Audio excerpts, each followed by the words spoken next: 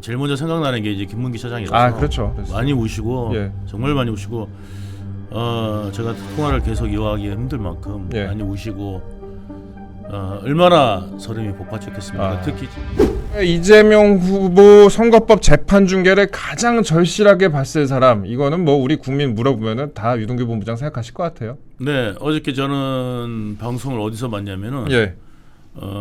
저 동탄의 코다리 집에서 봤습니다. 고다리집 그 최준용 네. 네네. 예. 그분. 예. 네, 거기에서 예. 딱 나올 때가 3시였거든요. 예. 그 앞에서 이제 주차장에서 거기서 이제 방송을 봤는데 정말 나라가 이런 표현도 모르겠습니다만 개판이었는데 이제 개판이었습니다. 네. 그렇다면 이제 지금은 이제 정판이 된 게 아닌가? 정판. 예. 정상판. 예. 정상판이 된 것 같습니다. 그 주차장에서 보신 거? 왜 주차장에서 보신 거예요? 그거 이제 나올 때가 딱 3시여서 3시. 이제 보고 난 다음에 예. 아내한테 네. 집에 갈 때 운전 좀 하라고. 예. 마음이 그러면서 저는 이제 오면서 그때 이제 제가 이제 제일 먼저 김문기 차장 네. 부인하고 통화를 했습니다. 그 얘기도 저희가 한번 이따 여쭤보는 걸로 예. 할게요. 일단 그럼 차에서 보신 거예요, 그러면? 네네. 차에서 이렇게 보시면서. 네. 그러면 이거 딱 어제 파기환송 예. 딱 선고하는 순간 그때 어떤 반응을 보이셨습니까? 어떤 생각? 뭐 만감이 다 교차했고요. 예. 제일 먼저 생각나는 게 이제 김문기 차장이라서. 그렇죠. 예. 그래서 이제 김문기 차장하고 부인하고 통화를 하면서 제가 이제 그 이야기를 했어요. 네. 정말 그 김문기 차장이 이제 편히 네. 눈을 감을 수 있을 것 같다. 음. 이제 그 이야기하고 이제 아이들만 생각하시자. 예. 우리 아이들만 생각해서 열심히 살자. 살았으면 좋겠다 말씀하셨고 김문기 부인께서는 네. 저보고 이제 몸 조심하시라고. 몸 조심하시라. 그러면 걱정이 굉장히 많으세요. 김문기 처장 유가족 얘기를 저희가 좀 해보자면은 예. 저도 그랬어요. 어저께 판결 보면서 우리 본부장님만큼이나 김문기 씨 유가족 생각이 났습니다. 일단 연락을 바로 하셨다 그랬는데 뭐 오열을 하시거나 그러셨나요? 많이 우셨어요. 그랬어요? 많이 우시고 예. 정말 많이 우시고 제가 통화를 계속 이어가기 힘들 만큼 많이 우시고 얼마나 서름이 복받쳤겠습니까? 특히 지난번에 이런 상황들을 보면서 이 우리나라가 정상이 아니고 네. 정말 개판이 정상인 게 그때 우리 코로나 시대 때 있잖아요. 마스크 안 쓰면 이상했잖아요.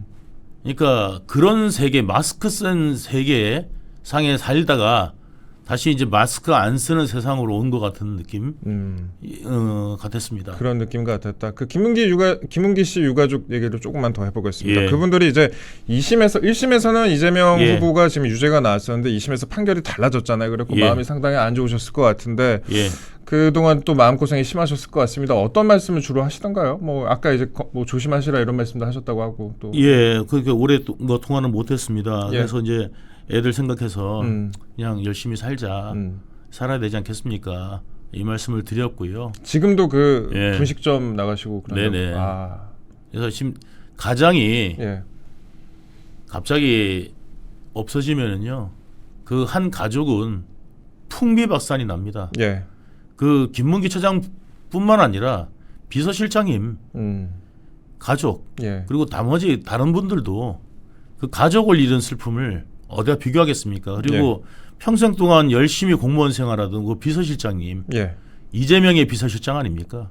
이재명 대신해서 나쁜 짓 대신 해주다가 그게 이제 범죄가 되니까 그리고 조사받게 되니까 그리고 덮어 사실을 말할 수가 없지 않습니까? 그래서 극단적 선택을 할 수밖에 없었던 그런 많은 분들의 유가족들 또한 같은 심정이 아니었을까 생각이 들고 그 고통들은 이루 말할 수가 없습니다.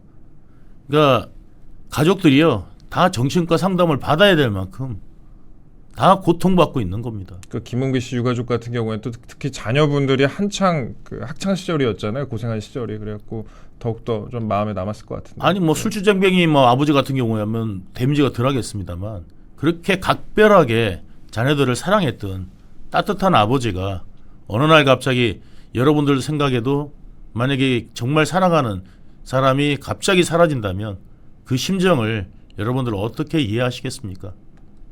그 마음이라고 생각하시면 시청자 여러분들이 이해가 가실 거라고 생각이 되고요. 예. 정말 그 고통 속에서 이재명은 그때도 산타클로스 옷을 입고 춤을 췄지 않습니까?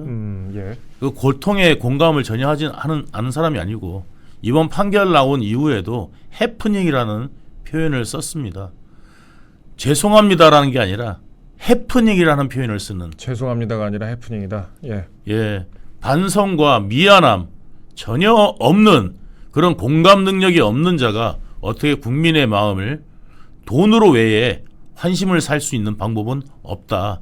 그래서 늘 그냥 돈으로 국가 돈으로 자기 돈 쓰듯이 선거를 치르려 하는 자가 이재명이라는 생각을 여러분들 가지셔야 되고, 제가 어저께 방송 저도 이제 제가 이제 유튜브 하시죠. 예, 네, 유튜브 틀었습니다만 내가 뭐라고 그랬냐면요. 네. 제 예언은 빗나가지 않습니다. 이재명 절대 물러나지 않을 거다. 그리고 끝까지 권력을 쟁취해서 할 것이다 그랬는데 김병기가 예. 뭐라고 그랬냐면 두고 보자 하지 않았습니까? 저 페이스북 하나 띄워드릴게요. 김병기 의원 같은 경우에요. 이것들 봐라, 한 달만 기다려라, 이렇게 네. 페이스북 이거 저 사진 보시면은 이것들 봐라, 사법 권력의 헌법 질서를 무시하고 입법 행정 권력까지 장악하겠다는 거지, 한 달만 기다려라, 이렇게 올렸습니다. 또 그 전에는 또 그 다음에 또 글을 좀 바꿨어요. 그래갖고 좀 수정한 것도 좀 보여드리면은 다음에 나중에는 그래봤자 대통령은 이재명이야, 이런 식으로 또 바꿨더라고요. 네, 김병기는 과거부터 있잖아요. 네. 과거부터 이제 국정원 출신이지 않습니까? 네. 이제 국정원이 아니죠. 그 예전에 안기부 출신이죠. 뭐 같은 거죠. 그러니까 어쨌든 안기부로 들어가서 거기에서 이제 인사처장까지 했던 사람인데 거기에서 이제 홍장원하고 또 가까워졌다고 그러는 이야기가 있더라고요. 예. 어쨌든 이 사람들이 어떤 그 카르텔 있었던 사람이고, 김병기가 국민들을 얼마나 우습게 보는지 여실히 보여주고, 우리나라가 민주국가라는 걸 인정하지 않는 독재국가, 독재적 발상 아니겠습니까? 그러니까 입법부 외에는, 그러니까 입법부가 그동안 뭐를 했냐면 행정부를 그러면 통제하려 하지 않았습니까? 그렇죠. 예, 견제를 넘어서 통제하려고 했고, 입법부 독재 권력이라는 말이 아마 우리나라 건국 이래 처음 나왔을 겁니다. 네. 그것을 자행한 거에 대한 반성과 미안함은 고사하고, 사법부의 고유 권한인 행위마저도 이것들 봐라. 그러니까 대법관이 이것들인 거죠. 네. 그리고 대법관이 이것들 봐라면 국민 여러분들은 어떻게 저들이 바라보겠습니까? 개돼지 이상으로 본다고 생각하시는 분이 있다면 정말 그거는 크다는 착각이다라는 말씀을 드리고, 이재명이 보복은 없다고 그랬지 않습니까? 이것들 봐라, 한 달만 기다려. 뭘 기다리라는 겁니까? 보복을 기다리라는 거 아니겠습니까? 그 문맥상. 네. 그러니까 한 달만 왜 기다리라고 그러겠습니까? 그죠? 예. 그래서 그건 저는 보복이라는 단어를 두고요. 저만 해도 지금 3번째 고발을 당했습니다. 아, 그래요? 예. 3번째 고발을 당해가지고 9일날 제가 경찰서 출석합니다. 출석합니다. 그런데요, 저들은 그러니까 뭐냐면 뭘로 고발했냐면, 제가 그 검찰에 그 입에 혀다 이런 식으로 이제 매도하면서 고발을 했어요. 아, 그랬었죠. 예, 기억나네. 그러니까 이제 꽃게 이거 발언했다고. 그런데 꽃게 발언은 이재명부터가 한 겁니다. 이재명이 발언한 것을 이재명이 자기가 서해안 꽃게가 됐을 거다라고 얘기하지 않았습니까? 이재명의 서해안 꽃게 발언은 그러면 괜찮고 5,000명, 10,000명이 학살됐을 거라는 발언은 어디에서 근거한 거며, 그 사람이 말한 것은 괜찮고 똑같은 말을 유동규가 하면 민주당은 고발한다는 거죠. 그러니까 자기들한테는 한없이 관대하고 너그럽고 남한테는 아주 준엄하고 엄격한 정말 잣대를 들이대는 것이 바로 저들인데, 이번에 판결 또한 저들한테는 이것들이라는 표현이 정말 대표된다 생각됩니다. 알겠습니다. 지금까지 소감을 아주 길게 좀 설명을 하셨습니다. 제가 댓글 잠깐 보다가 제가 요즘에 많이 보는 글이 있어요. 그 유동규 본부장님 이름 검색하다 보면은 생계형 유튜버다 이러는데 그 생계형이라는 게 그 돈 때문에가 아니라 생존형, 그러니까 그야말로 목숨을 걸었다. 네. 목숨 걸고 살고 있다. 이런 식으로 이제 많은, 이거 우프네요. 좀 약간 표현이. 웃기면서도 슬픈 그런 표현인데 이런 식으로 많은 분들이 생각하고 계세요. 그만큼 이제 유동규 본부장에 대해서 많은 분들이 좀 최근에 여러 가지로 좀 많이 생각하고 계신다. 그 말씀을 좀 드리고요. 저희가 천천히 좀 하나씩 더 여쭤볼게요. 그러면은 일단 저는 아까 그 말씀이 좀 생각이 남더라고요. 그 마스크를 쓰던 세상에서 마스크를 벗던 세상이 된 것 같이 그렇게 좀 자유로운 기분이 드는 식으로 좀 말씀을 하셨는데 일단 어제 선고문에 본부장님 이름도 등장을 했습니다. 좀 깜짝 놀랐어요. 보니까 공교롭게도 이게 유죄로 판단하는 그런 부분이었습니다. 그 보면은 피고인과 김문기의 골프 등반 행위는 당시 유동규를 포함하여 4인이 장시간 함께한 사교적 교류 행위인 점에 비춰볼 때 보조적 논고에 불과하다고 볼 수가 없다. 이렇게 판결을 했습니다. 또 판결문에 또 이름이 나오셨어요. 네. 3인입니다. 3인. 예. 3인이 장시간 함께 사교적 했죠. 저하고 김문기 처장, 이재명 3인 플레이를 했습니다. 3인 플레이. 그러니까 4명이라도는 뭐 좀 모르겠습니다. 4명도 마찬가지지만은요. 3명이 골프를 쳤는데 저하고 이재명은 너무 잘하는 사이고 김문기 처장을 모른다는 게, 모르는 사람을 데리고 간다는 자체가 골프에, 그것도 해외 연수 중에 몰래 골프를 치러 간 건데 그 몰래 가는 일행 중에 한 명을 모른다는 자체가 말이 안 되지 않겠습니까? 예. 그리고 어저께 판결을 보면은요, 2심 판사를 엄청나게 대법원에서 꾸짖더라고요. 저 이런 판결문 처음 봤어요. 2심 판사를 꾸짖는 겁니다, 이거는. 네가 사법을 농단했다. 2심 너희들이 사법을 농단했다라고, 정말 어떻게 이런 판결을 내릴 수가 있어? 라고 하면서 판결 잘못됐다는 지적을 여러 차례 했습니다. 그러니까 그거를 보듯이 지금 여러분들이, 우리가 정말 인식해야 될 것이 뭐냐면, 법조인들 중에서 몇 명이 정치 판결을 하는, 정말 법에 의한 판결이 아니라 북한 같은 정치 판결을 하는 그런 판사들이 대한민국 안에 존재한다는 것이 사법부안에서도 이게 굉장히 뭐라고 그럴까, 수치스러움이 있지 않았을까 생각됩니다. 그리고 어제 저는 또 궁금했던 부분이, 저는 어저께 재판 보다가 처음에 한 5분 정도 지나니까 이거 2심과 좀 다르네. 그 생각이 좀 들더라고. 그랬고 이거 좀 다른 결론이 나올 수도 있겠다 그런 생각이 들었는데, 본부장님도 재판 횟수로 치면 우리나라 상위 0.0001%에 해당하시는 분이잖아요. 이거 별로 안 좋은 건데. 별로 안 좋은 건데. 그러니까. 근데 일단 뭐 마지막 판단까지 저는 쭉 보면서 혹시나 파기자판일까 싶었고 끝까지 집중을 하긴 했는데, 뭐 파기환송으로 결론이 났습니다. 그래도 파기환송이라도 또 많은 의미가 있죠. 아니요, 파기환송이라고 저는 생각했습니다. 파기환송이라고 처음부터 생각을 했어요. 왜 그러냐면요, 파기자판은 내리기 어렵다. 왜냐하면 정말 파기자판으로 가게 되면은요, 약간 그 정치적 어떤, 오히려 그런 부분을 해가지고 뭐 이렇게 하냐, 이런 어떤 소리를 들을 수도 있지만, 파기자판은 파기환송은 일반적인 대법원의 형태 아니겠습니까? 일반적인 대법원 형태를 떴다는 것이 오히려 더 공정성을 더 가미했다고 저는 생각이 되고요. 그리고 혹시 그러면 파기환송 처음부터 예상하셨어요? 아니면 상고기각 생각하셨어요? 저는 그러니까 저는 세상이 요즘에 너무 이상하게 돌아가기 때문에 정말 권력 앞에서 정말 법이 무기력하다는 것을 여실히 보여주고 있지 않았습니까? 그래서 사실 큰 기대를 안 했습니다. 예전에 그 박지원 의원 같은 경우에는 그런 얘기 했잖아요. 민주당의 박지원 의원 같은 경우는 3주 전에 정통한 소식통에 들은 바에 의하면 원심 무죄 확정될 것이다. 저는 그렇게 알고 있다라고 하기도 했고. 그러니까 대통령이 그때 당시 3주 전이라면 대통령 거의 그 4월 4일 판결 나기 이전 아닙니까? 그렇죠. 거의 그 전에부터 본인은 그 이야기를 들었다는 건데, 그러니까 조희대 대법관이 이게 지금 이제 그 대법원 날짜 일정이 잡히기 전부터 그러면은 그런 이야기를 들었다는 건데, 그런 이야기를 들었다는 것 자체가 헌법 질서를 유린하는 거 아니겠습니까? 그리고 뿐만 아니라 사법 질서를 유린하는 것 아니겠습니까? 그 정통한 소식통이 도대체 누구길래 사법을 좌지우지하며 그리고 대법관들을 좌지우지한다는 말입니까? 그러니까 이것이 법 위에 있는 것이고, 이들의 생각과 발상이야말로 법 위에 군림하는 것 아니면 어떻게 이런 말을 공공연하게 할 수 있는지 모르겠습니다.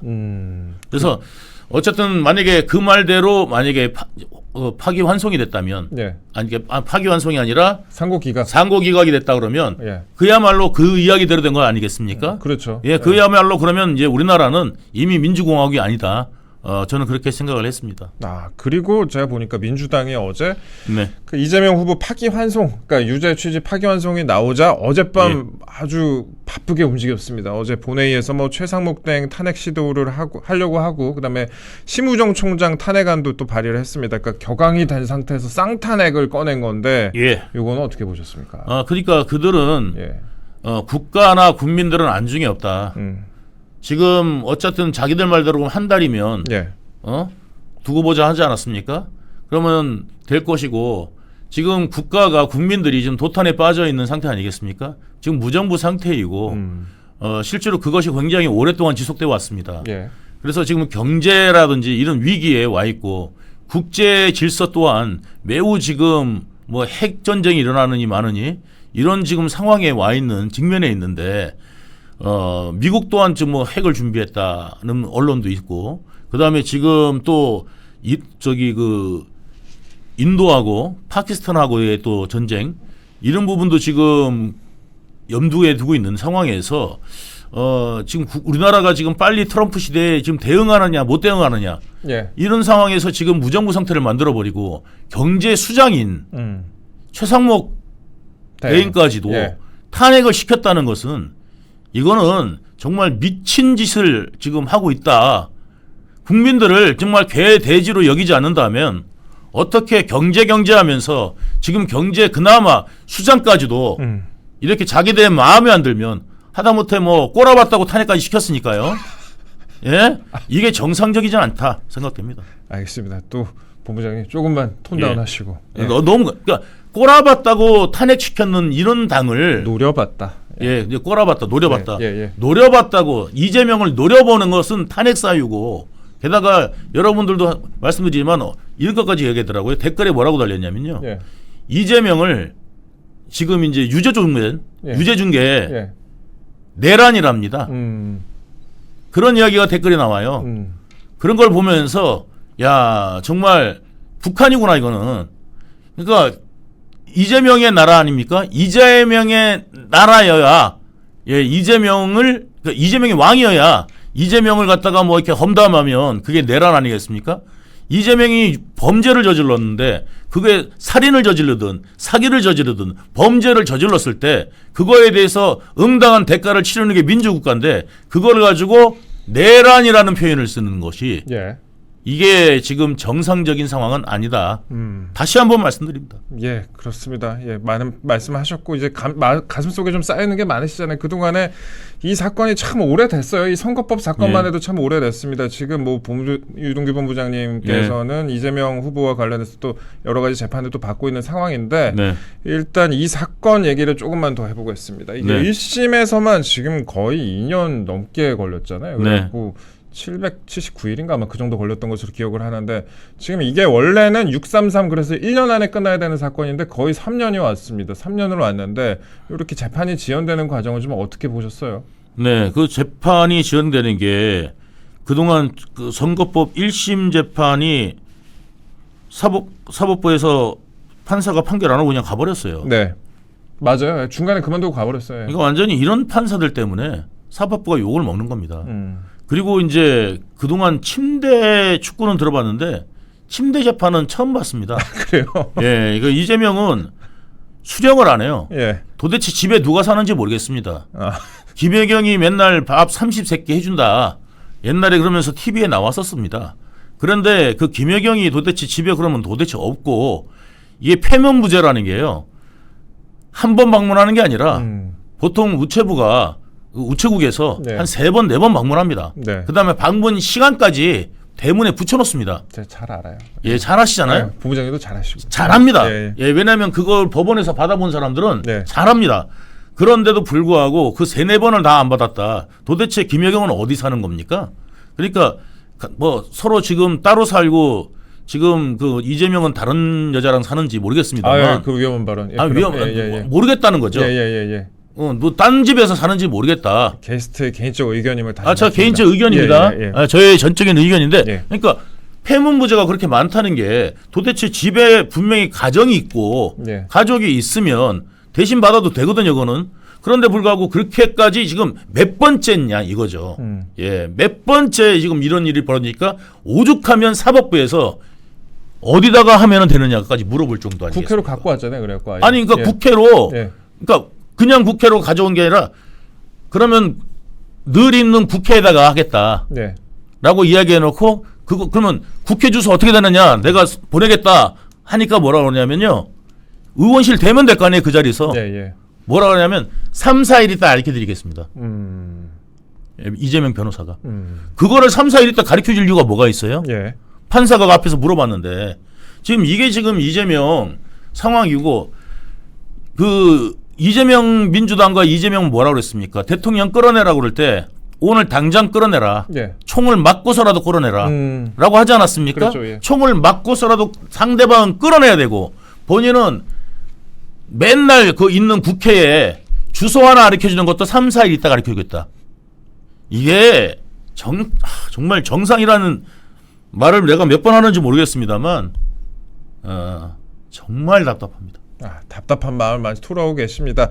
그런데 지금 재판이 굉장히 오랫동안 지연이 됐다 이런 얘기를 저희가 지금까지 했잖아요. 그런데 유죄 취지로 파기환송 됐음에도 불구하고 대선 전에 유죄가 확정되기는 현실적으로 어렵다라는 그런 평가가 나옵니다. 그리고 저희가 아까 또 말씀드렸다시피 이재명 후보의 경우에는 지금 뭐 대선에 그냥 완주하려는 그런 뜻을 보이고 있고 민주당도 그냥 뭐 그런 식으로 더 뭉치는 그런 모양새입니다. 일단은 현실적으로 대선 전에 확정까지는 어렵다라는 그런 평가가 나오는데 이거는 어떻게 보세요? 제가 어저께도 이야기를 했습니다. 그래요? 제가 분명히 여러분들 예언드립니다. 내가 분명히 말씀드립니다. 앞으로 상황을 하면서 이야기한 게 뭐냐면 이재명은 절대 물러나지 않습니다. 라고 이야기를 했습니다. 그게 아니나 다를까 잠시 나온 그 언론에 나온 말이 뭐냐면은 해프닝이단 말 나왔거든요. 그리고 이재명은 스스로 절대 물러나지 않을 거고 그리고 자기가 물러나는 순간 자기 벌을 일반인 기준으로 받게 될 거 아니겠습니까? 이제 그동안 특혜로 받았고 사법 재판도 자기가 후보라고 빠지고 당대표라고 빠지고 그 권한을 최대한 사용했고 불체포 특권에 대한 권한도 최대한 사용하지 않았습니까?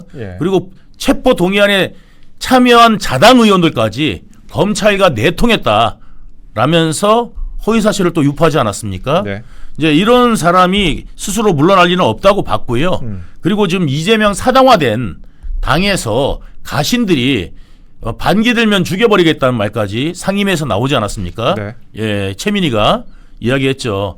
그런 사람들 사이에 껴있고 김병기 같은 사람들 사이에 껴있는데 그 당에서 무엇이 나오겠습니까? 그래서 제가 생각할 때는 이제 앞으로 거기에 민주당에서는 이재명으로 갈 텐데 이게 이제 3개월짜리 전은 만약에 이재명이 당선될 리가 없습니다. 왜냐하면 우리나라가 여태까지 얼마나 혼란을 겪어왔습니까, 그죠? 이제 그 혼란을 이제 중지시킬 때가 됐는데 그 혼란을 중지시켜야 됨에도 불구하고 만약에 이재명이 만약에 1000에 하나, 만에 하나, 10만에 하나 당선된다. 그러면 3개월 내에 다시 또 재판을 해야 그 선거를 대선을 치러야 된다는 거거든요. 국가적인 어마어마한 손실이겠죠. 그다음에 공백 사태가 또 장기화되겠죠. 그런 부분을 국민들이 좌시하지는 않을 거라고 생각합니다. 그 보니까 뭐 상고 이유서도 20일 안에 이제 수령을 해야 되는데 야권 측에서 주장하는 얘기를 들어보면은 뭐 20일 꽉 채웠고 수령하면 된다. 뭐 이런 식으로. 그러니까 20일 지금 파기환송이 됐잖아요. 그럼 파기환송이 빠르게 되면 한 2주 안에도 할 수 있다. 이런 관측이 나와요. 그러면 2주 안에 만약에 이거에 대해서 처리를 하게 되면 그 다음에 그 상고 이유서를 최대한 늦게 제출하거나 뭐 이런 방식으로 해가지고 시간을 끌 수가 있다 이런 식으로 또 관측이 나오는 것 같습니다. 그러니까 대선 전에는 사실상 확정이 쉽지 않다 이런 입장을 밝히고 있고 이에 대해서 우리 본부장님 말씀도 끝까지 갈 것 같다라고 이제 말씀을 하시는 거고요. 그렇습니다. 나라가 어떻게 되든 상관없습니다. 그러니까 일반적으로 양심 있으면 나라를 위해서도 국민들을 위해서도 본인이 물러나는 게 당연한 건데 그 당연한 거를 하지 않는 게 이재명은 한다는 게 당연한 걸 하지 않는다. 예. 그러니까 안 하는 걸 한다. 당연하게 해야 되는 거를 안 하는 걸 한다.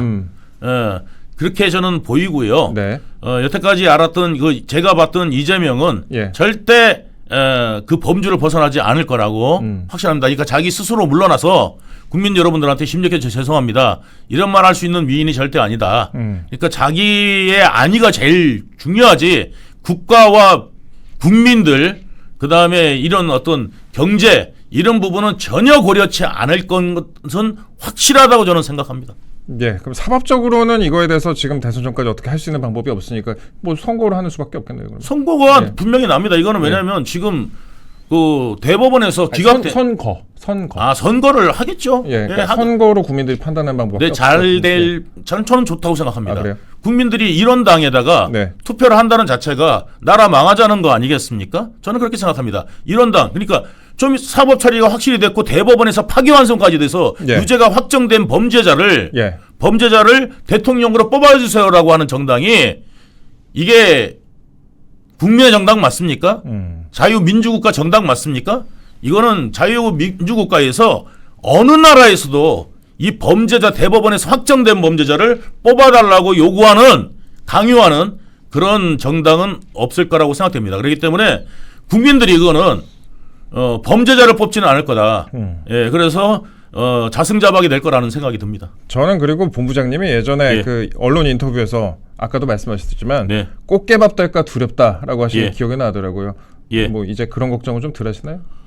저는 이제 걱정은 안 합니다. 걱정 안 하세요? 예. 안 하죠. 왜냐하면 대법원에서 그게 이제 유죄 확정이 됐는데 네. 그렇다면 이제 뭐냐면 1심 내용하고 사실상 대법원 내용하고 똑같습니다. 그러면 지금 다시 파기환송돼서 돌아왔을 때 1심 내용을 그대로 준용할 수밖에 없다. 예. 생각됩니다. 그러면 징역 1년에 집행유예 2년인데. 근데 이거에 대해서 뭐 선거법을 바꾸고 형수법을 바꾸고 이런 식으로 해가지고 뭐 처리할 수도 있다. 민주당 일각에서는 그런 소리가 나오는데. 그거는 저는 좀 위인설관? 예, 위인설법. 아니, 그러니까 위인설법이 되는 거죠. 예. 위인설관은 들어봤어도 예. 위인설법은 들어본 적이 없거든요.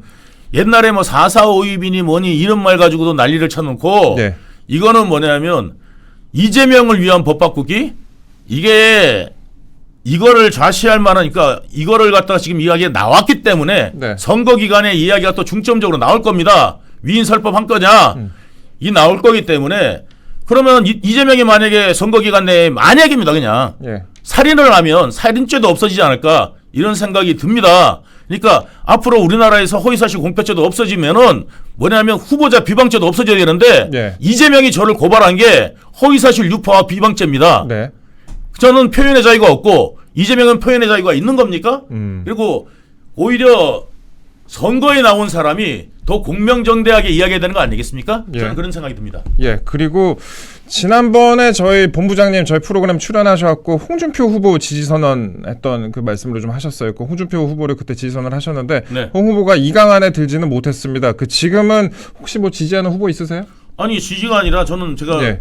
늘 말씀드려 왔지만 저는 뭐냐면 마지막으로 결정된 그 한 분 그러니까 국민의힘에서 한 사람이 결정되잖아요. 네. 예. 그러면 이제 거기에 따라야 된다라고 생각하고 저는 지금 이제 김문수 후보가 네. 저는 그거 안 되면은 김문수 후보가 저는 전적으로 밀겠다라고 이야기를 해왔습니다. 네. 그래서 저는 이제 홍준표 후보님이 안 되면은 김문수 후보를 밀겠다고 저는 이야기를 해왔기 때문에 저는 그대로 할 겁니다. 예. 그리고 지금 김문수 후보를 지지한다고 지지한다고 좀 말씀을 하셨고 오늘까지 뭐 ARS 조사 있는 것 같더라고요.